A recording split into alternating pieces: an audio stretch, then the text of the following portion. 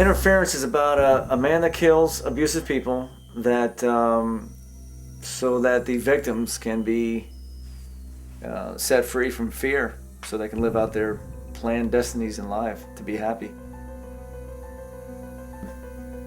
The main character, which I portray, Luke Trevors, he was abused child himself, and he lost a brother that at age 10, and you don't find this out till later in the story, so hopefully you watched the film before you've seen this.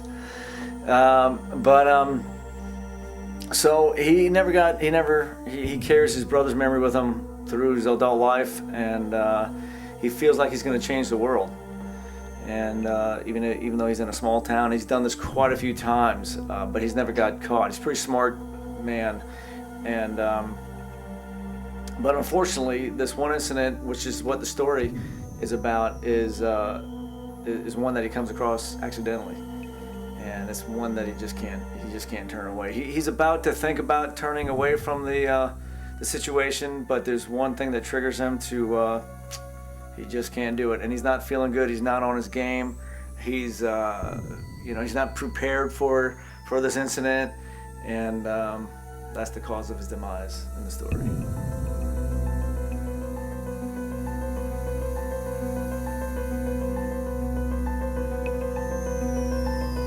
I had to do a lot of research on abusive people, and it got kind of dark in my house. It was I got so settled in my character a few times that I really kind of lost myself a little while. I was trying to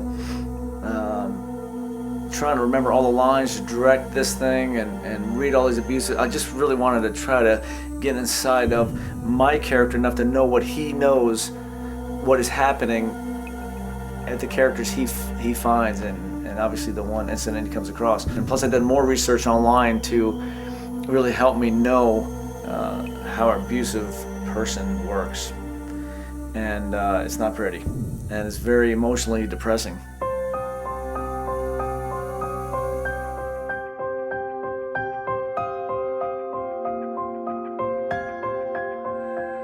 First of all, I wasn't going to cast myself in this film. In fact, I don't really cast myself in any film I do until I really, really need to. And what happens is that when I start writing, getting so involved with the character, that I feel like that, wow, I think I can pull this off. I just wanted to find something I really liked in the character. And when I started growing my hair longer, and I decided, wow, I kind of like this Luke Trevors, southern long hair, goatee character kind of guy. And I think it worked. I feel it worked very well. The casting went pretty good. Tiki Donahoe helped me with that, and it went pretty good. We were really looking for a Jen Bowles out of once we had the pretty much everyone else picked, I believe. We were still looking for a Jen Bowles, and plus I didn't want to select. I had to be careful towards the end, where before I officially casted everyone, I wanted to make sure everybody fit, like the husband and wife. A great actor, Benedict Ives, was my first choice for Ed Bowles, and he turned it down because of other commitments. He just could not do the film. And some things are in the film life. It's just amazing how things are meant to be a certain way. And then Alex Teixeira comes, and I'm sure I didn't pronounce his last name very good, but Alex shows up and fit the part perfect. She fell down the goddamn steps at her aunt's house. She's clumsy like that. Come on, let's get a move on back in the house. Bugs are eating me alive out here. And once I got Alex, then we held a second casting, and Alicia Perkins shows up, and I meet her at the front office, and I didn't tell her I was a director of Interference, but she started talking about this film, Interference. I think it's really interesting. I think I'd really be interested in auditioning for that, and I didn't let her know that I was the director. So next you know, she shows up in the back, and boom, here we are. She does the audition, and I just love the way she looked. I love the way she delivered lines. I love the way she was really looking at the dialogue and understanding the story. Blake! Let him go! He's not gonna hurt ya! So get it out of your goddamn head. No, I'm just saying. Dylan Fernandez, he was in another short film that I helped shoot, and I basically wrote that part in Interference for him. I did have him audition, but I was pretty set on casting him from the get-go. The only problem is we took so long filming this thing that the kid was growing. he was getting too tall, and he still was a little bit tall for the character. But the way I choreographed that on the scene where he gets down on his knees and hugs his mom, I thought it worked out good. Are you all right? Yeah, I'll be fine. What? You couldn't have killed my daddy, mister. David D'Onofrio, I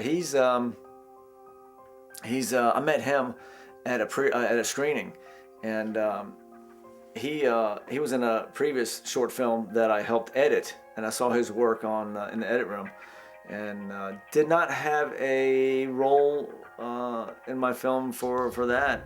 I actually wrote that role in there too for him because I wanted to work with him, and you know, he's that cocky detective, wet behind the ears, thinks he knows everything, is you know, just whatever. Hey, that guy, you know, that guy's dead. Detective Gallison? The house is clear.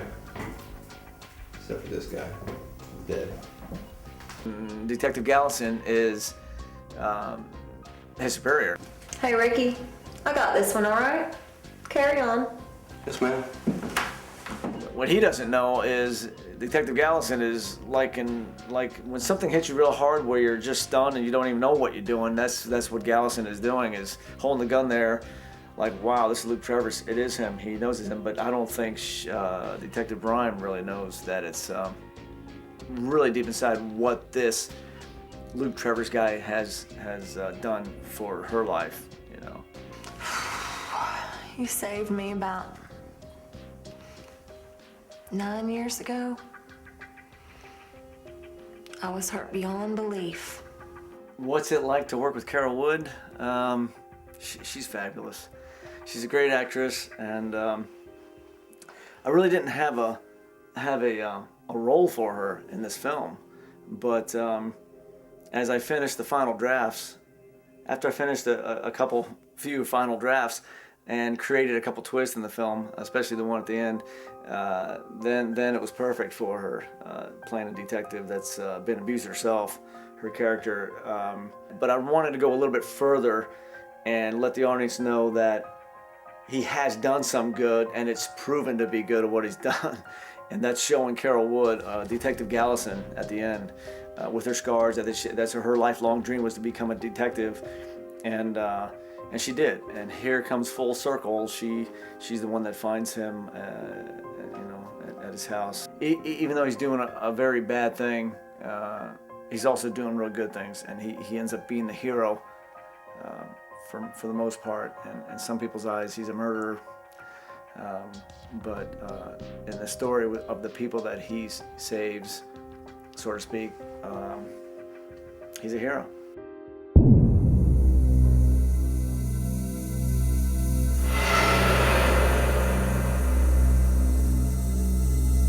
Even big time Hollywood, it seems like the same DPs and the same, all the way down to the editors. They're the same people that work with big time directors, and it's the same way here, except I'm the one that edits my films at this point. But I have a lot of the same crew. I mean, Darin Perron, my director of photography, has shot all my films, and I just hope he continues to shoot more. I just like his work.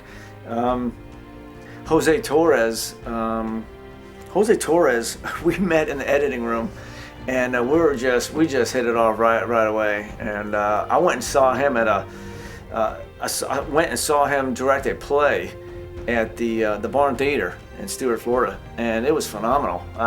Wow, I just couldn't believe what he did there. So I asked him to come along to be a script supervisor for my film, and then Tiki Donahoe, who was my assistant director, had to leave town. She helped me in the casting. She did a wonderful job helping me in the casting, and so I put Jose in the assistant directing, and we did a lot of things together to get this film going. Ian Oliver, my gaffer, done a wonderful job on lighting this film.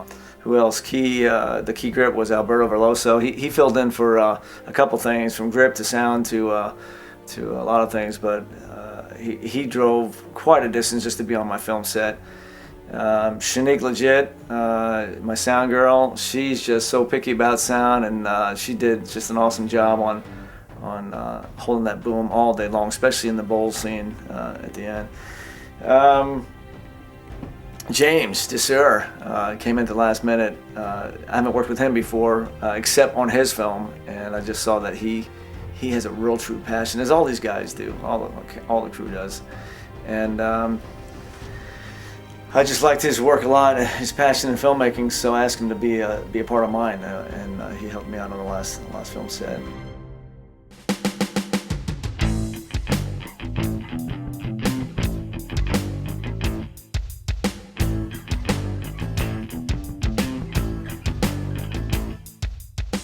Veronica Torres helped me big time in the film locations and getting the owners. And speaking of the owners, Paula Scheel and David Scheel that owns the Jen and Ed Bowles residence. They designed that whole back patio that took them forever to put together, and they were doing it for themselves. But in the time that we were making the film, they decided to hurry up and get it done, and they had it ready for our production for the bowl scene, for the patio scene, and my hat's off to them because they put a lot of hours into putting that thing together. Okay, the production set design for Interference. We're here on set with David and Paula Scheel, and this is the getting set for the final bowl scene for Interference. We got like 180 hours into putting the set together here, and we've got probably another 30 to go. Just so you know. And the checks in the mail. Dogs are eating me alive out here. So are you, for Christ's sake.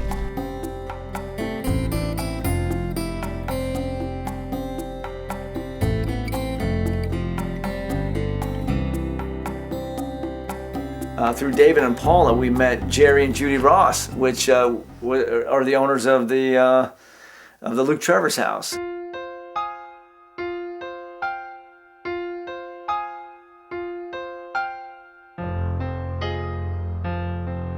We walked in and they were just oh my gosh, they're just beautiful people. And here's this long-haired guy walking in their house. Hey, I want to shoot a film in your kitchen or in your dining room. And they were just beautiful people, and finally got a chance to bring the film to their house and do a little private screening, and it was just wonderful.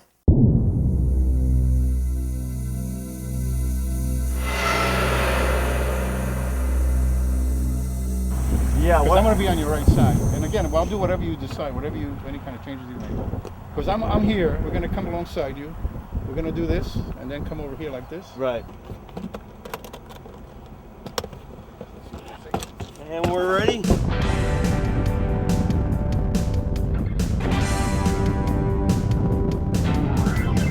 I have a sincere passion with filmmaking. I've been a movie buff all my life. I'm not sure why it took me so long to find it, but sometimes I think things are due when they're due. Go back, catch my right side. That's when I'm gonna take the pills in the water, and then whatever you do from there, I don't know.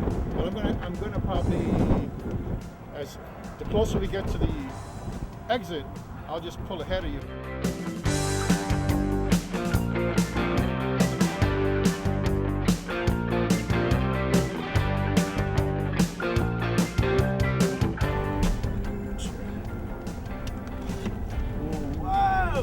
Yeah. You good? Sorry about that.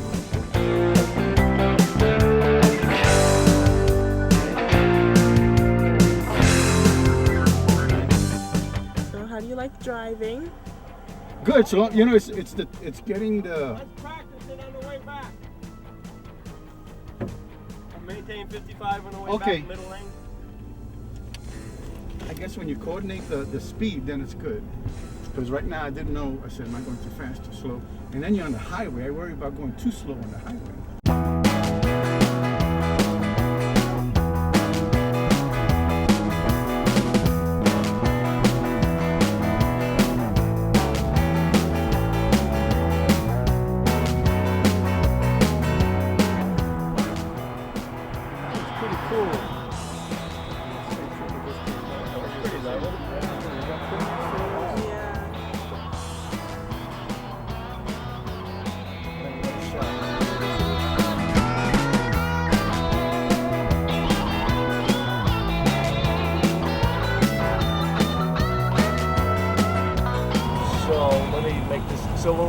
gonna go back. We're gonna stay wide. We're gonna make this run. Is that what you're saying? We're gonna get a close-up first if you want. Close-ups first. As tight as I can get them. Okay. And once I feel confident that I got them, I'll tell you to get back, and then I'm gonna try to get them wide.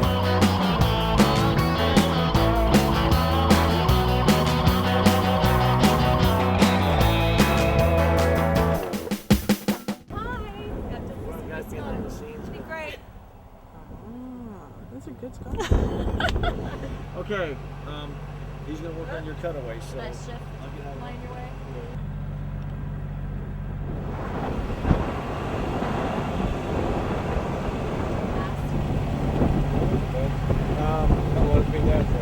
Like you look that way. You look that way. Put your hand on the wheel. He's not getting anything on my hand. I know, but I'd rather you feel like you're driving. Oh, And you're looking over there gotcha. trying to reach over there to get it. Okay. And action.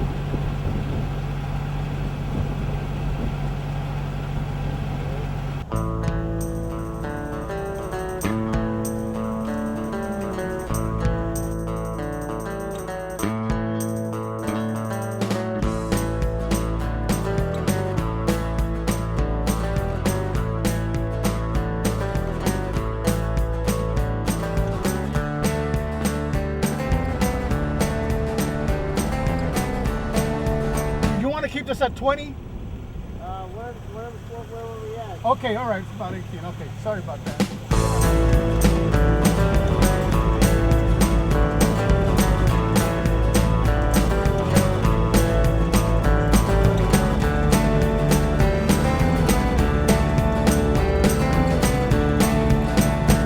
You're saying action. We're getting the apricot to the, Right, to the I see. mouth, and then right after that, she's gonna take off. Okay.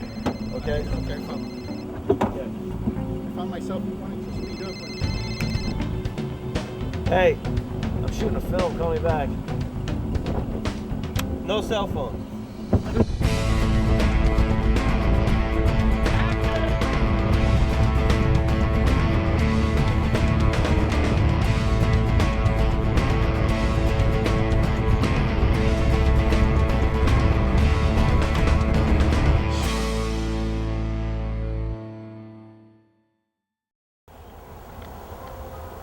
Okay. Yep. So, right here. So you're gonna walk Yeah, up, and and then then you're gonna make your turn. Yeah. Okay. Can you, right there? Okay, that's all right. Ready? I gotta think of what I was doing. Hold on a second. I don't want to talk over it. I gotta feel that. Move it back. Okay. Ready? And action. If you notice during the film, you'll see there's a lot of shadows and a lot of light, and purposely liked that and wanted that in the film because of the dark side that Luke's mind and life has been, and the bright side of the fact that there is new life, there's new hope for anybody that's in an abusive situation that you can't get out of. Would that be? Yeah. A little bit more forward. Yep. Still get focus on it. Yeah. And then give a look right over my shoulder. That way. Like, Yeah. Stay over here? yeah. That way. Because you're going to get out of the car, so I want you to look that way. Okay. All right? I'm doing this here or going around? I'm coming right around. I'm going to stand right here and try to park this close to me. Okay?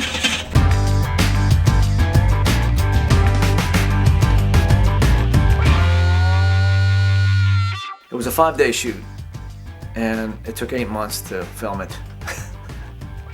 8 long months to film this film.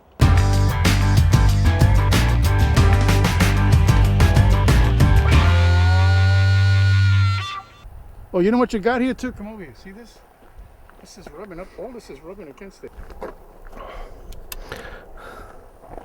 And flip the camera like that there. Ready? Turn it. Got it. That should do it. That feels a lot better. Watch yourself. Standing in an ant pile. Like a little kid.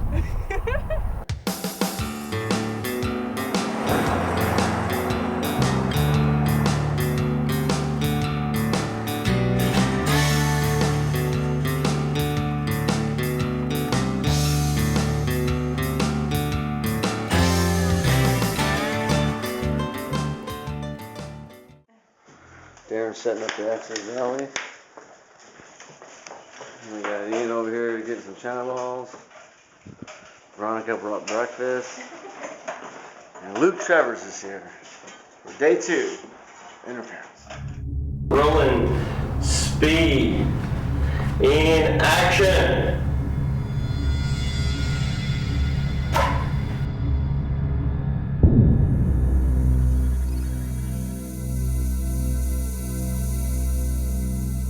I mean, is the gun usually here or back? No, right this one. Okay.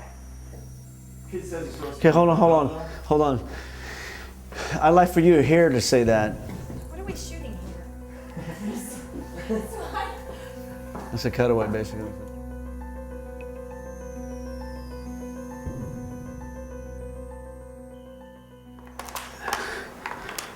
Oh, God. I have to do that again. I'm not in character. Get in position, get in. Slim, it's not, it doesn't look like I'm at a boardroom meeting. Okay. So that would be fancy. Otherwise, I got a white shirt, blue shirt, casual shirt, dark pants, light pants. I got all sorts of stuff. Lighting consistent, and I'll try to work around it. I was gonna say, is that what you look good? That I would like to try that on first and show it to you. Yeah, that What do you looks think? kind of cool.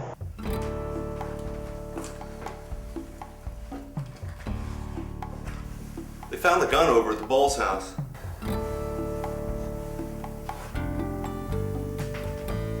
What is this crap? It's weird though. We never found that other No, one. they do. Oh, the mom and the kid? They'll be fine.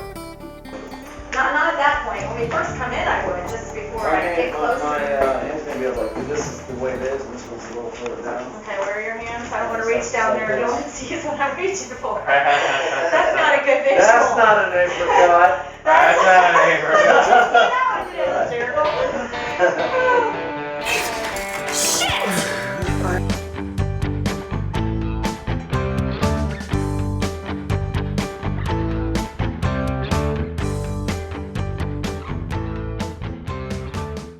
Thank you very much. Ding, ding, ding, ding, ding. Oh, it's video? Video. Thank you, Albert. Thank you, Jose. That's it. Here's my Thanks, thing. Darin. I don't think we need Pleasure. a third and fourth day. I think we got a good movie right here. Veronica. Thank you. Okay, away.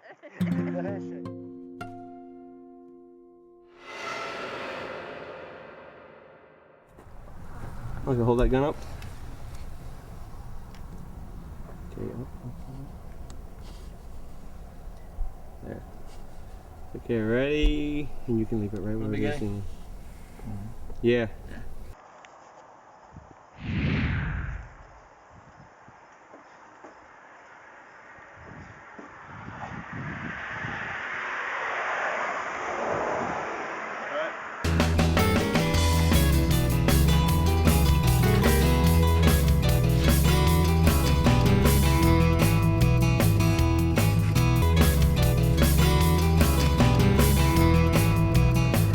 Let me hear you sing like you're on American Idol. I can't sing.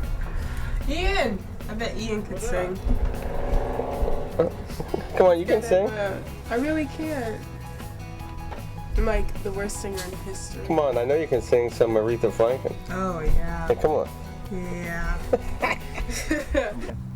You want to say that last line, I guess? What do you mean last line? Your last line of that segment. You come out blank, whatever that is. Yeah. Can you look more at her and say she lied to me? Yeah. Yeah, I don't know if that's going to work now. Because I don't think I used it in other... I mean, unless we use it in the shot, I guess. No, she's not here. She's coming running out. That's not going to work. Oh, okay, okay. So that? Yeah, It's so... all right. No, this is her running down, and you know, she lied to me, but she's fine. And she's running down. She says those lines, and whatever that last line is. Blake, you're fine. Well, you know. Yeah. Blake! Let him go! He's not gonna hurt ya!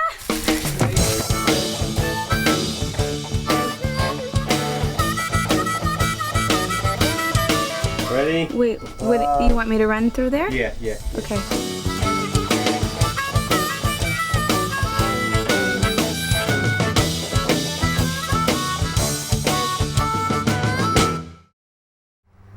Well, Shit for grins.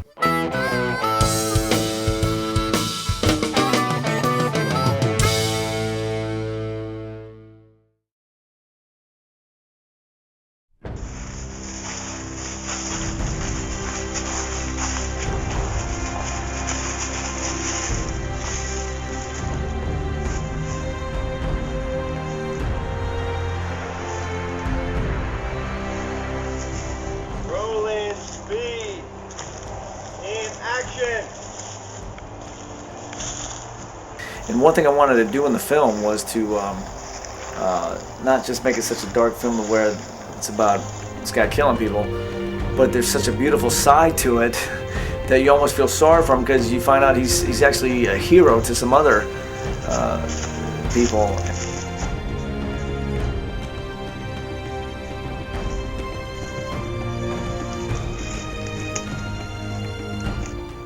I wanted to show some goodness in the story as well as the dark side of it.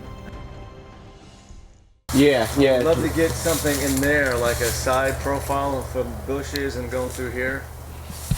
And maybe cut, even if, even if you barely see me. In fact, what I would like to do is, and there. Is there something we can just go like this? Or you can walk with us? If you pick me up out here. Oh, okay. And you scratch me like this, I know we're gonna have extra noise, but I can fix that if we have to. Yeah, no, that's okay. Give me a walk through it. I might have to change lenses. Yeah, this is gonna work. Yep. There. You want to sketch me through here or something? And then from there, I'm running this way.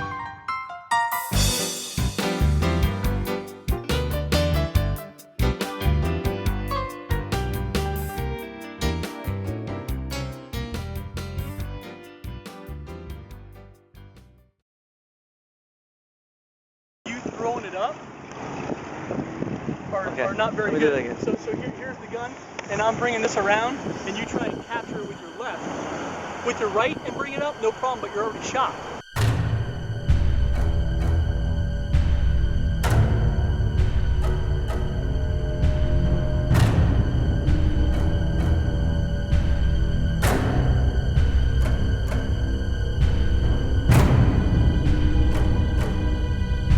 That is the left. That is left. But it's a lot harder to lift it up above your head, like where you were going with it.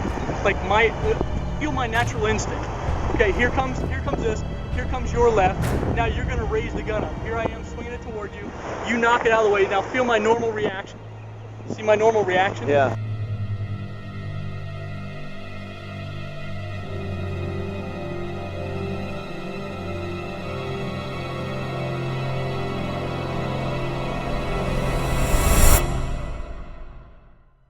Okay, this is take 2, fight choreographed between Ed and Luke with Kevin Ferguson choreographed.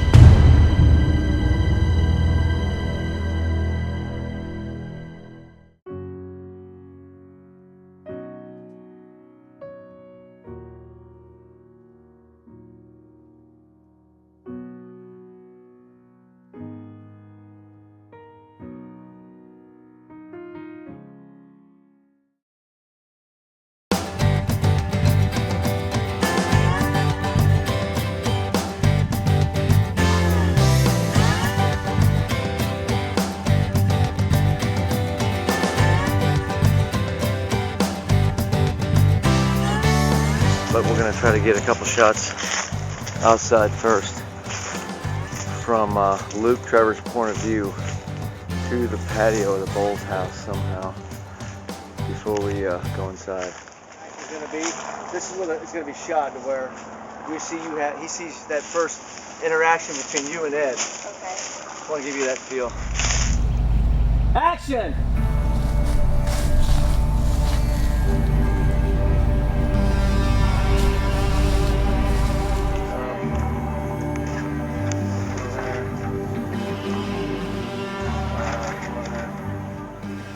stop screaming, all right? I hear you. You're pissing me off. You ain't doing any of that shit, so get it out of your goddamn head. Okay? I know, I'm just saying. Yeah, I'm just saying, right, okay. So he's gonna get pissed off and leave, and you're gonna get up and follow. Okay. And you guys are gonna go in here and go inside here. Okay. That's that scene. That's it. We'll probably do it from a couple different angles, and that'll be that. I wanted to write a darker film than Misfire, and I wanted to write one with a character that the audience kind of, for myself as a filmmaker and a film watcher, movie buff myself, I wanted to watch someone that actually was kind of doing things bad, but you feel sorry for him. You really feel sorry for this character, and that's how it geared towards the creating of Interference. That was really good. Yeah, let's just, but you know what, can you go further to where, when you back up, you still have Alicia in the framing. Oh, okay, okay. Okay. Like that? Yeah. Okay. All right, quiet. Trying to get stuff in the coffee. There's no coffee in it. Yep. So, you want to put coffee in there? Let's put coffee in there. Playing. All right. Trains. You record some of this and get some emotion, guys.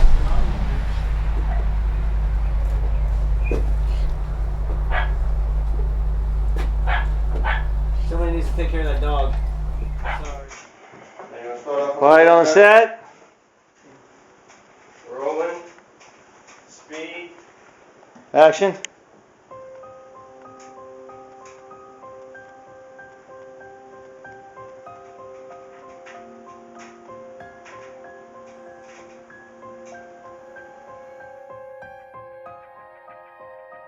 There was a time in my life that I was really dead inside, and a friend of mine that I've acted with also on stage, Brenda Lee Cuban, she handed me a postcard to the Palm Beach Film School, and I just said, well, you know, what's this for? And she said, well, you talk about directing all the time, you know, why don't you try this? It's a school down in West Palm Beach.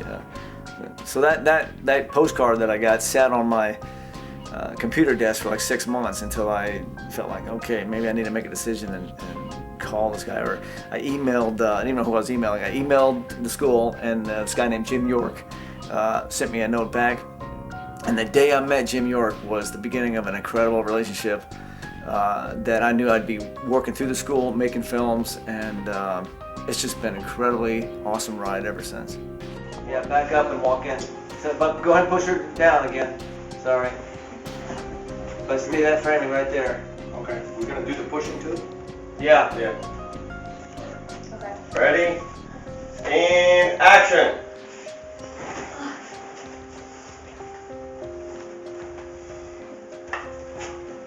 Cut.